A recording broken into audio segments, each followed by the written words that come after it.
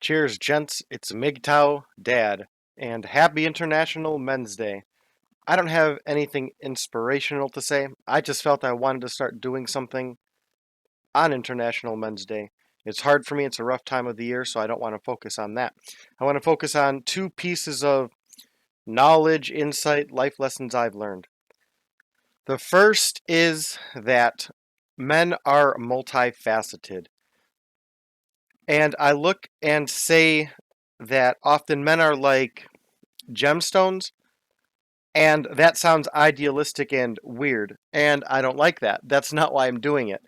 But if you look at it as gemstones or minerals and men being those, it's just very dynamic in that if you have a man, a family, a group of people out in the Siberian wilderness who just live off of the land and that's it, and you drop them off a big lump of gold or even a massive diamond, and they can't move that thing and don't have any value with it, that massive lump of what to someone like me would make or break my life is useless. But if you drop them off a massive lump of coal, that would probably put them through several winters. Whereas, again, someone in our situation would look at a lump of coal and think it nothing but an inconvenience.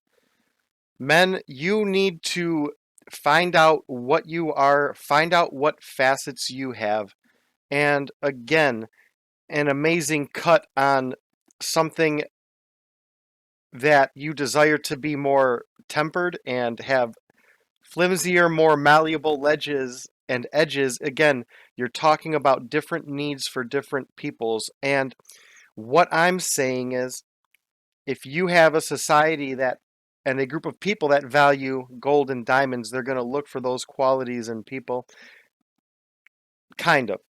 And you want to find what you are, and I'm going to tie this into the next part that I want to talk about, which is knowing your place. If you know your place in life, be it at the lowest point or the highest point of your life, you can envision where you're going based on everything that you have done to get there.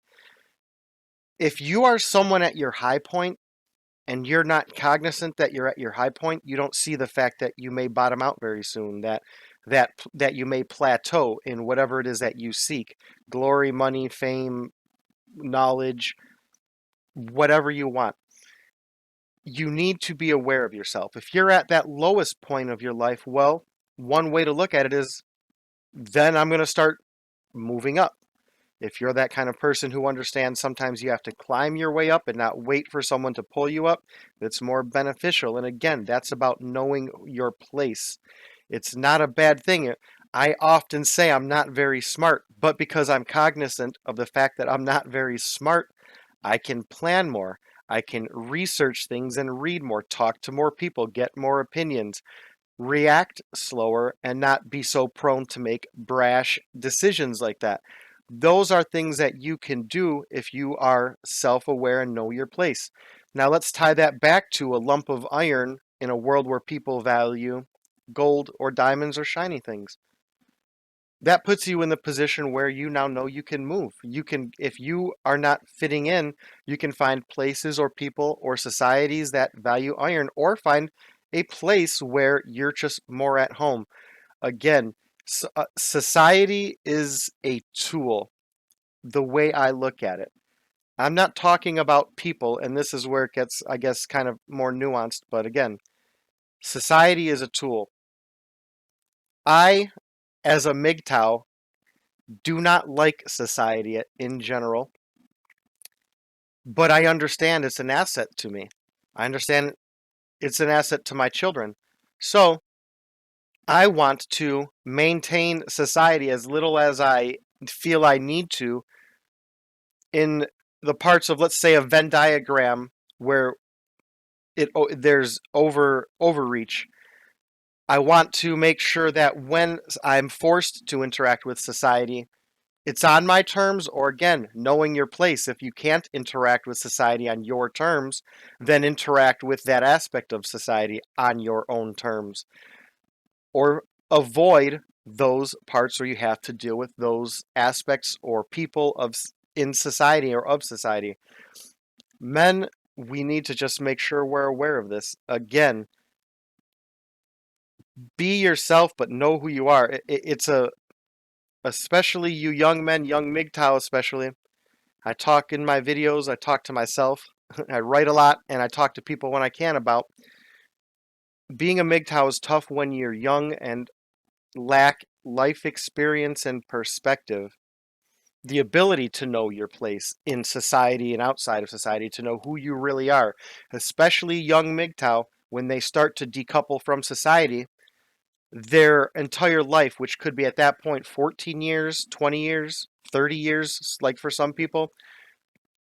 And once you decouple from society, you wonder, who am I? Because up to this point in my life, I've looked at myself through how they view me, what they'll think of me. If I do this, what they'll think. And then if I do this and this happens, it's going to make people view me like this. And once you can just detach yourself from that, or in my case, again, I'm a MGTOW that's tied to society. So what I do is minimize it. I try to reduce the exposure I have, because the bottom line is I love my daughters and I need to interact with the people that I feel they benefit from interacting with. So those kids will have parents, and those parents may not like my ideals. I may not like their ideals.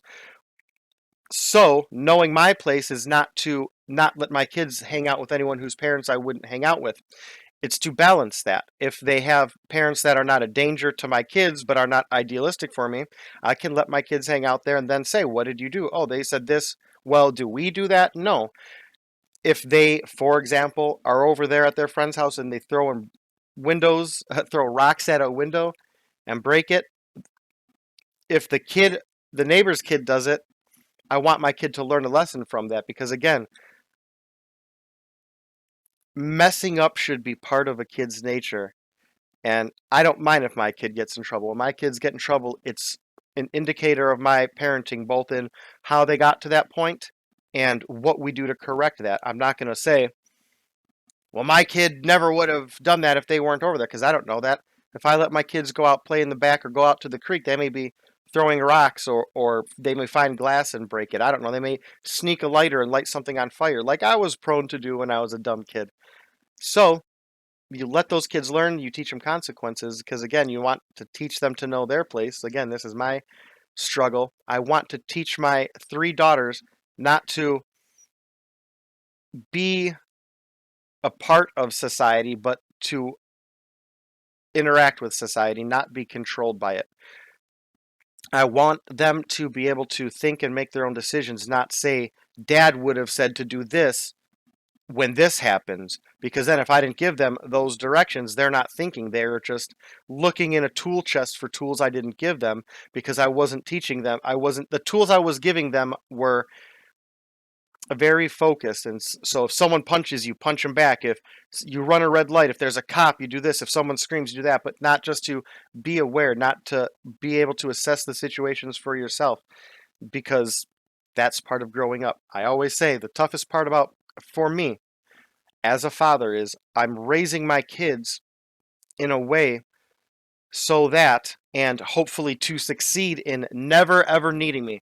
Meaning if they leave one day and never see me again, they're not going to suffer from me not being around, aside from maybe the emotional father support, but I mean in a more pragmatical way, or worldly way. They're not going to not be able to live, survive, learn, gain knowledge, find their place in life. Their place in life isn't mine. Your place in life isn't anyone else's but yours. Happy International Men's Day. Take care.